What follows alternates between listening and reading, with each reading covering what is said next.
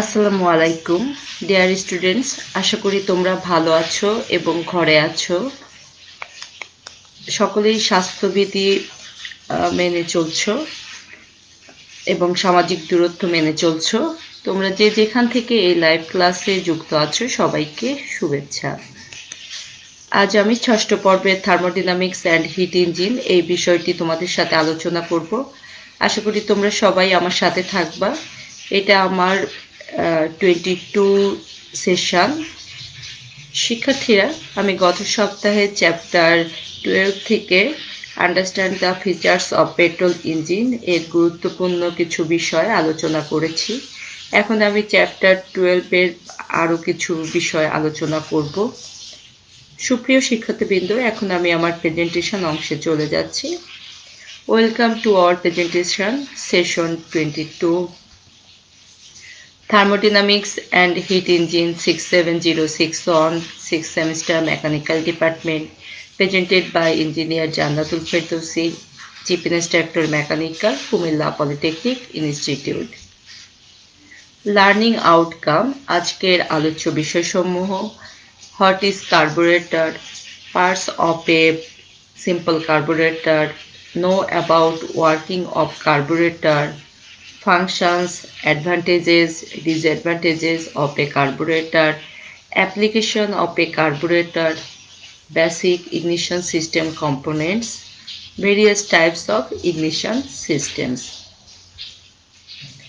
Chapter 12, Understand the features of petrol engine. Carburetor. Carburettor ইঞ্জিনের চাহিদা অনুযায়ী বিভিন্ন অনুপাতে এয়ার ফুয়েল মিশ্রণ তৈরি করে ইঞ্জিন সিলিন্ডারে সরবরাহ করে।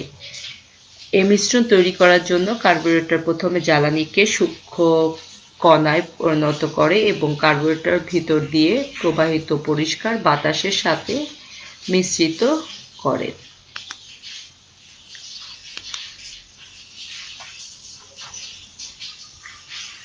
কার্বুরেটরের বিভিন্ন অংশ, parts of a simple carburettor.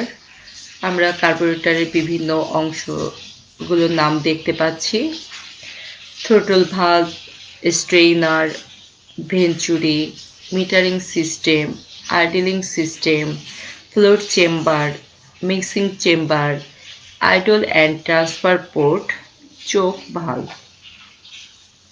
শিক্ষার্থীরা, আশা করি তোমরা বুঝতে পারছো। যদি কারো কোনো প্রশ্ন থাকে তাহলে কমেন্টসে জানাতে পারো। কার্বুরেটরের প্রধান অংশসমূহের কাজ। Working of a carburettor. শিক্ষার্থীরা, কার্বুরেটরের প্রধান অংশসমূহের কাজ সংক্ষেপে এখন আমি আলোচনা করছি।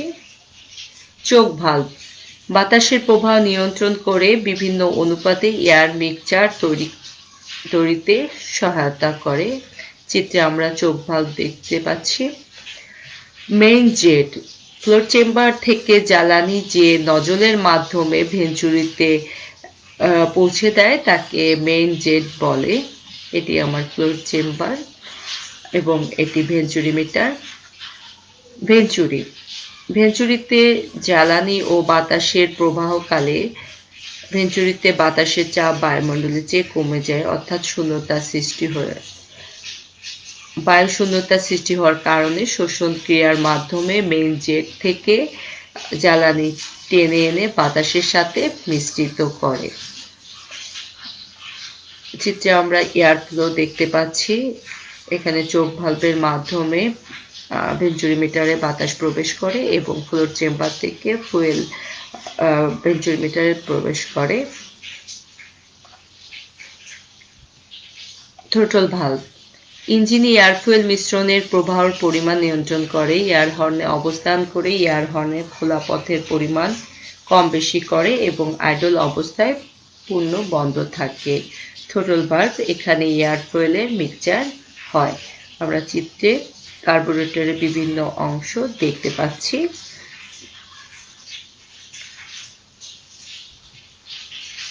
কার্বুরেটরের কার্যকারিতা। Functions of a carburettor.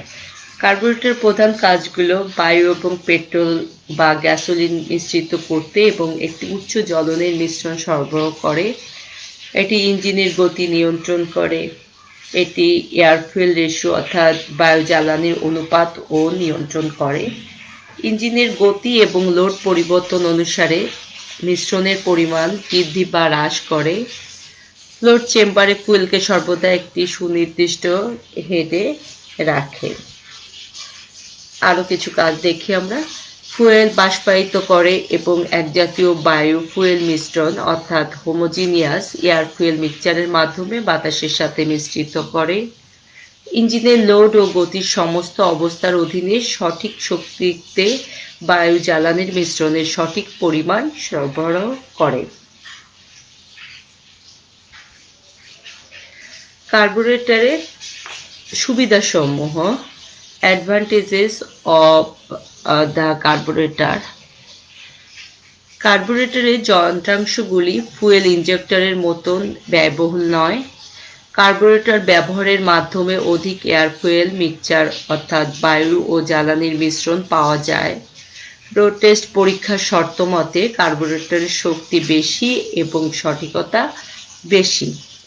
কার্বোরেটরগুলো জ্বালানি পাম্প করা গ্যাসের পরিমাণ দ্বারা সীমাবদ্ধ নয়, অর্থাৎ সিলিন্ডারগুলি কার্বোরেটরের মাধ্যমে আরও বেশি জ্বালানি টানতে পারে যা চেম্বারে নমনীয় মিশ্রণ তৈরি করতে পারে এবং বৃহত্তর শক্তিও হতে পারে। এখন আমরা কার্বোরেটরের অসুবিধাসমূহ দেখব। Disadvantages of the carburettor. খুব কম গতিতে কোনো কার্বোরেটর সরবরাহকারী মিশ্রণটি এতটাই দুর্বল যে এটি সঠিকভাবে জ্বলবে না। এই জাতীয় পরিস্থিতিতে কার্বোরেটরের কিছু ব্যবস্থা প্রয়োজন। কার্বোরেটরের কাজ বায়ুমণ্ডলীয় চাপের পরিবর্তন দ্বারা প্রভাবিত হয়। ফুয়েল ইনজেক্টরের চেয়ে কার্বোরেটর ভারী হয় বেশি ফুয়েল কনজিউম হয়। কার্বোরেটরে ফুয়েল ইনজেক্টর থেকে জ্বালানি নির্গমন বেশি।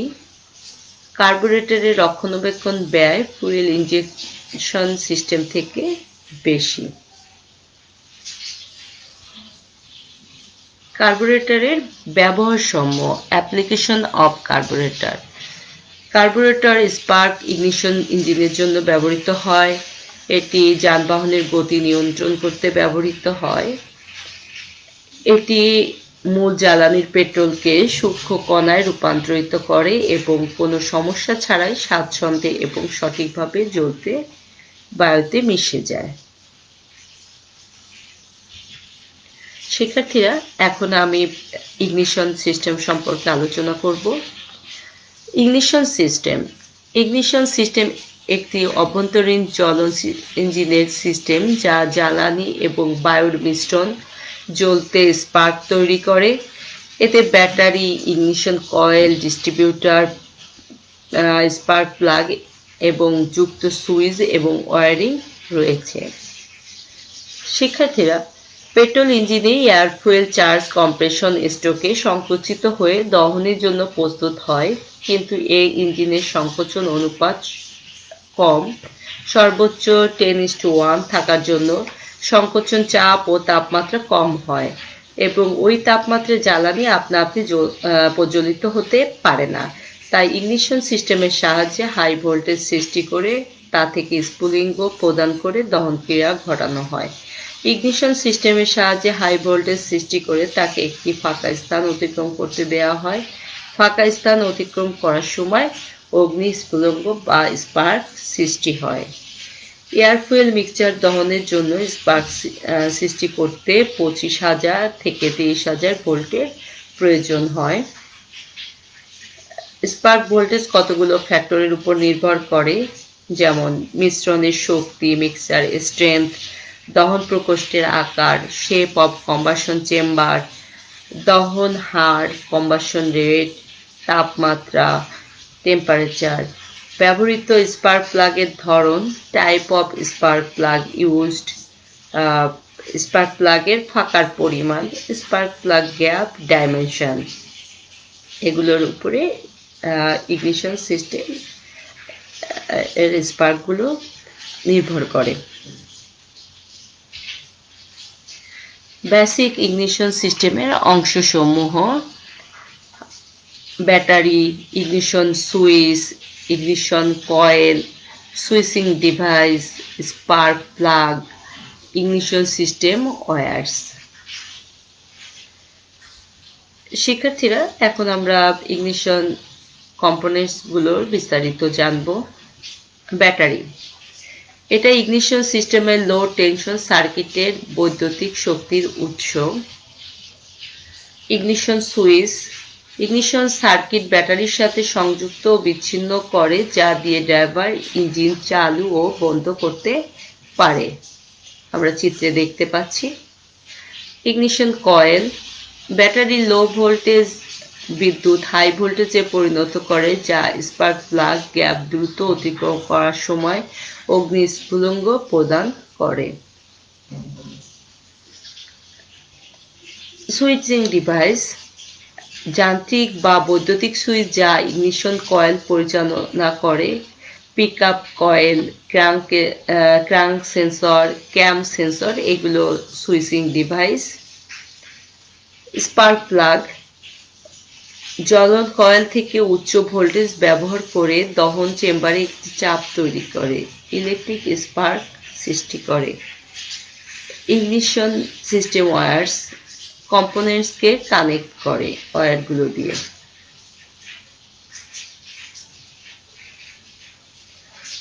চিত্রে তোমরা ইগনিশন কম্পোনেন্টস গুলো দেখতে পাচ্ছ। শিক্ষার্থীরা, তোমরা বুঝতে পারছো তো? ইগনিশনের কাজ, ইগনিশন ফাংশন। স্পার্ক প্লাগে 3000 ভোল্ট স্পার্ক উৎপাদন করে। প্রতিটি স্পার্ক প্লাগের সঠিক ক্রমগুলিতে উচ্চ ভোল্টেজ স্পার্ক বিতরণ করে। পিস্টন টপ ডেড সেন্টারের কাছাকাছি আসলে স্পার্ক ঘটে। লোড, স্পিড এবং অন্যান্য অবস্থা স্পার্ক টাইমিং পরিবর্তিত করে। এগুলোই ইগনিশনের কাজ। Basic ignition system. শিক্ষার্থীরা, মাইকেল ফ্যারাডের ইলেকট্রোম্যাগনেটিক ইন্ডাকশনের নীতি প্রয়োগ করে ইগনিশন সিস্টেমের সাহায্যে হাই ভোল্টেজ স্পার্ক উৎপন্ন করা হয়।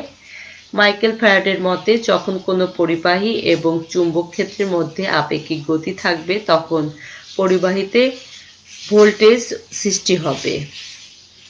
বেসিক ইগনিশনের অংশগুলোর কার্যাবলী। ব্যাটারি পুরো সিস্টেমে শক্তি সরবরাহ করে। ইগনিশন সুইচ ইঞ্জিনটি চালু বা বন্ধ করে।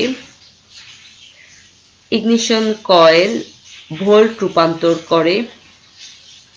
Switching device ignition coil trigger করে এবং স্পার্ক প্লাগ ও স্পার্ক প্লাগ তার, স্পার্ক প্লাগ ওয়্যার স্পার্ক বিতরণ করে।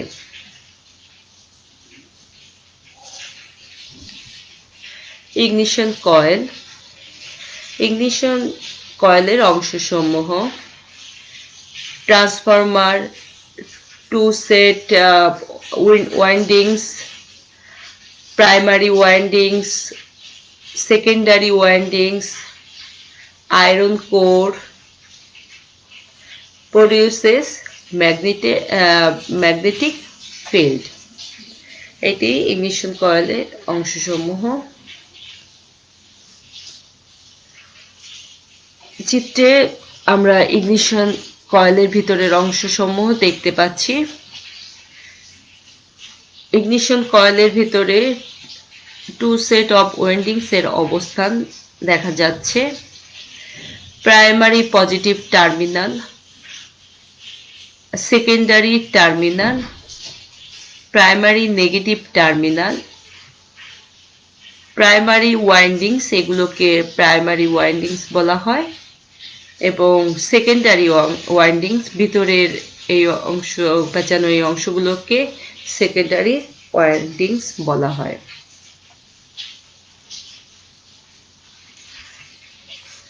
ইগনিশন সিস্টেমের প্রকারভেদ। ইগনিশন সিস্টেম প্রধানত দু প্রকার: battery ignition system, magneto ignition system. এছাড়া ডিস্ট্রিবিউটরলেস ইগনিশন সিস্টেমেও ভাগ করা যায়।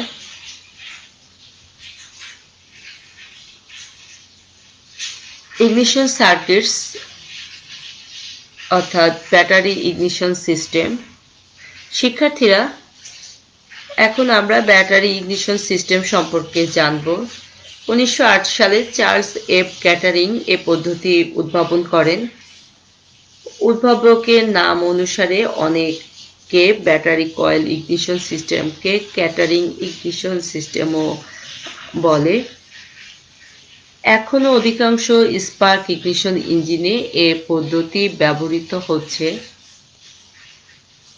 ব্যাটারি কয়েল ইগনিশন সিস্টেমে প্রধানত দুটি সার্কিট থাকে, একটি প্রাইমারি সার্কিট, অপরটি secondary circuit. Primary circuit battery, ignition switch, ignition coil, primary winding, contact breaker point এবং কন্ডেন্সার নিয়ে প্রাইমারি সার্কিট গঠিত।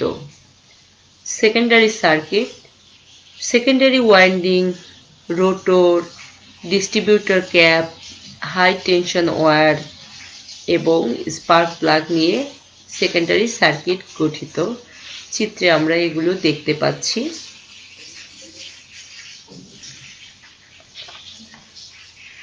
ইগনিশন সুইচ অন করলে কন্টাক্ট ব্রেকার পয়েন্ট বন্ধ অবস্থায় প্রাইমারি সার্কিটের ভিতর দিয়ে বিদ্যুৎ প্রবাহিত হয়, ফলে কয়েলে একটি শক্তিশালী চুম্বক ক্ষেত্র সৃষ্টি হয়। ডিস্ট্রিবিউটর শ্যাফট এবং ক্যাম্প দিয়ে যখন কন্টাক্ট ব্রেকার পয়েন্ট খুলে যায়, তখন কয়েলে সৃষ্ট ম্যাগনেটিক ফিল্ড নিস্তেজ অবস্থায় চলে যায়, অর্থাৎ কোলাপস হয়ে যায়।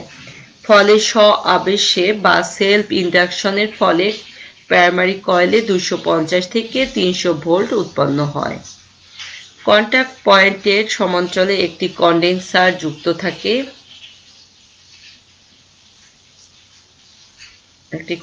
যুক্ত থাকে। ফলে প্রাইমারি সার্কিট স্ব-আবেশে সৃষ্ট ভোল্টেজের কারণে কারেন্ট অতি দ্রুত সিবি পয়েন্ট অতিক্রম না করে কন্ডেন্সারকে চার্জ করে। এতে প্রাইমারি সার্কিটে কারেন্ট প্রবাহ দ্রুত বন্ধ হয়ে যায় এবং সিবি পয়েন্ট পিটিং অর্থাৎ ছোট ছোট গর্ত হওয়া এবং আর্কিং এর হাত থেকে রক্ষা পায়। ইন্ডাকশন কয়েলের সেকেন্ডারি ওয়ারিং এ প্রাইমারি ওয়াইন্ডিং এর চেয়ে 100 গুণ প্যাচ বেশি থাকে। ম্যাগনেটিক ফিল্ড কোলাপস হওয়ার সময় বলগুলো সেকেন্ডারি ওয়াইন্ডিংকেও কর্তন করে, ফলে এতে দ্বৈত আবেশের প্রাইমারি সার্কিটে স্ব-আবেশে উৎপন্ন ভোল্টেজের চেয়ে 100 গুণ ভোল্টেজ উৎপন্ন হয়।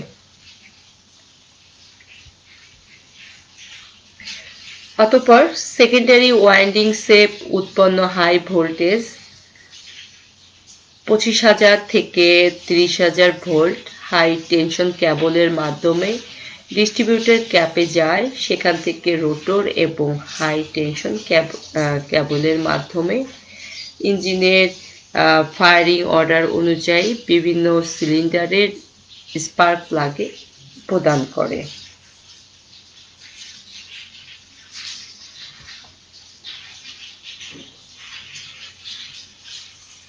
Ignition circuits, magneto ignition system. শিক্ষার্থীরা, এখন আমরা ম্যাগনেটো ইগনিশন সিস্টেম সম্পর্কে জানব। ম্যাগনেটো ইগনিশন সিস্টেমে ব্যাটারির পরিবর্তে নিজেই একটি বিদ্যুৎ উৎপাদন যন্ত্র বহন করে। রবার্ট বস এ পদ্ধতির উদ্ভাবক।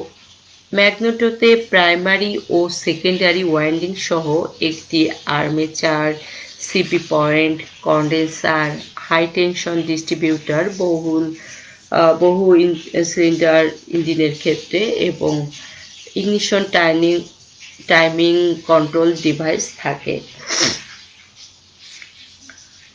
প্রাইমারি ওয়াইন্ডিংস এবং সেকেন্ডারি ওয়াইন্ডিংস এর চিত্র দেখতে পাচ্ছি আমরা এখানে, এবং ভিতরের গঠন প্রণালী দেখতে পাচ্ছি। ম্যাগনেটো ইগনিশন সিস্টেম প্রধানত দু ধরনের হয়ে থাকে: ঘুরন্ত magnet type, rotary magnet type. ঘুরন্ত coil type rotary rotary coil type. পদ্ধতি দুটোর মধ্যে তত্ত্বগত তেমন কোনো পার্থক্য নেই। ঘুরন্ত ম্যাগনেট টাইপে ম্যাগনেট ঘোরে কিন্তু কয়েল স্থির থাকে।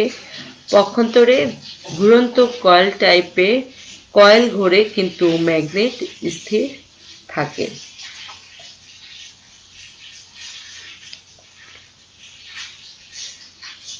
শিক্ষার্থীরা, ঘুরন্ত ম্যাগনেট টাইপ ইগনিশন সিস্টেম সম্পর্কে এখন আমরা জানব।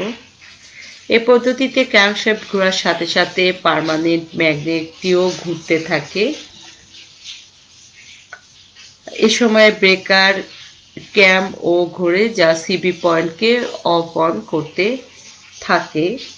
সিলিন্ডারের সংখ্যা যত হবে ক্যাম লোবের সংখ্যাও ততগুলো হবে। যখন পার্মানেন্ট ম্যাগনেটটি ঘুরতে থাকে তখন ম্যাগনেটিক লাইন্স অফ ফোর্সগুলো স্থির কয়েলের ওয়াইন্ডিংগুলোকে কর্তন করতে থাকে। ফলে স্থির কয়েলের উভয় ওয়াইন্ডিং প্রাইমারি ও সেকেন্ডারিতে বৈদ্যুতিক ইএমএফ এর সৃষ্টি হয়। কিন্তু পরবর্তীতে যখন ক্যামলোবের ধাক্কায় সিবি পয়েন্ট খুলে যায়, অর্থাৎ তখন হঠাৎ ইগনিশন কয়েলে ম্যাগনেটিক ফিল্ড কলাপস হয়ে যায়। ফলে সেকেন্ডারি কয়েলে হাই ভোল্টেজ কারেন্টের সৃষ্টি হয়। এই কারেন্ট হাই টেনশন লিডের মাধ্যমে ডিস্ট্রিবিউটর রোটর হয়ে ফায়ারিং অর্ডার অনুযায়ী বিভিন্ন স্পার্ক প্লাগে পাঠানো হয়। Magneto ignition system motorcycle, scooter, autorickshaw ইত্যাদি ছোট ছোট ইঞ্জিনে ব্যবহৃত হয়ে থাকে। ম্যাগনেটো ইগনিশন সিস্টেমের প্রধান অসুবিধা হলো কম গতিতে এর পারফরম্যান্স খুব কম।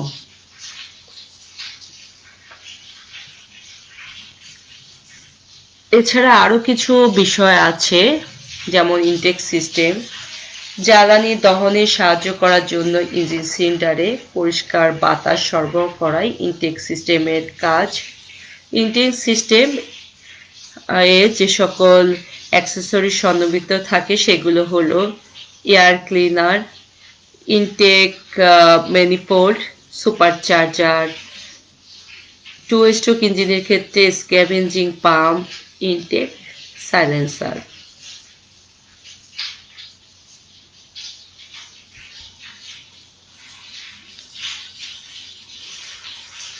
শিক্ষার্থীরা, আশা করি তোমরা এতক্ষণ আমার সাথে লাইভ ক্লাসে যুক্ত ছিলে। আজকের আলোচ্য বিষয় থেকে আমি তোমাদের কিছু হোমওয়ার্ক দিচ্ছি।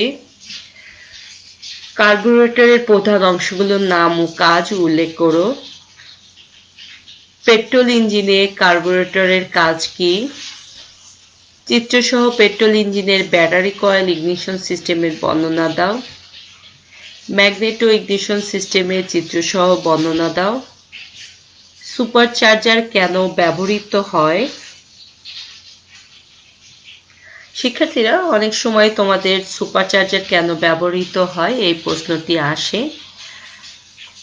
বায়ুমণ্ডলীয় চাপ অপেক্ষা 0.2 থেকে 0.4 কেজিএফ পার সেন্টিমিটার স্কয়ার অধিক চাপে কোনো কোনো ক্ষেত্রে 2 কেজিএফ পার সেন্টিমিটার স্কয়ার পর্যন্ত অধিক চাপে ইঞ্জিন সিলিন্ডারের বাতাস সরবরাহ করা হয়। সমুদ্রপৃষ্ঠ থেকে অতি উচ্চ স্থানে যেখানে বায়ুর চাপ কম, যেমন পাহাড় পর্বতের উপর অবস্থিত ইঞ্জিনে বা বিমানের ইঞ্জিনে সাকশনের সময় যাতে বাতাস প্রবেশের পরিমাণ হ্রাস না পায় সেজন্য সুপারচার্জিং করা হয়ে থাকে। একটি নির্দিষ্ট মাত্রার ক্ষমতা উৎপাদন করতে যেখানে অপেক্ষাকৃত ছোট ইঞ্জিনের প্রয়োজন হয়, যেমন রেসিং কার, বিমানে এবং সামুদ্রিক যানে ব্যবহৃত ইঞ্জিনের ক্ষেত্রেও সুপারচার্জিং ব্যবহার করা হয়। যে যন্ত্রের সাহায্যে সুপারচার্জিং করা হয় তাকে সুপারচার্জার বলে। এই হোমওয়ার্কগুলো পূর্বের ন্যায় তোমরা খাতায় লিখে ফেলবা। শিক্ষার্থীরা, আমি আজ যে বিষয়গুলো আলোচনা করেছি সেগুলো নিশ্চয়ই তোমরা বুঝতে পারছো। এগুলো তোমরা বাসায় প্র্যাকটিস করবা। আগামী ক্লাসে আমি পরবর্তী চ্যাপ্টারগুলো থেকে গুরুত্বপূর্ণ আরো কিছু বিষয় তোমাদের সাথে আলোচনা করব। এই ক্লাসের ভিডিওটি পুনরায় দেখতে চাইলে দক্ষতা বাতায়ন skills.gov.bd এই ওয়েবসাইটে ভিজিট করুন। আগামী ক্লাসে আবারও দেখা হবে। সবাই ভালো থেকো, বাসায় মনোযোগ দিয়ে লেখাপড়া করো। আমরা সবাই স্বাস্থ্যবিধি মেনে চলবো এবং সামাজিক দূরত্ব বজায় রাখবো। প্রয়োজন ছাড়া ঘরের বাইরে যাব না, প্রয়োজনে বাইরে গেলে মাস্ক ব্যবহার করব। এখানেই শেষ করছি। Thanks to all.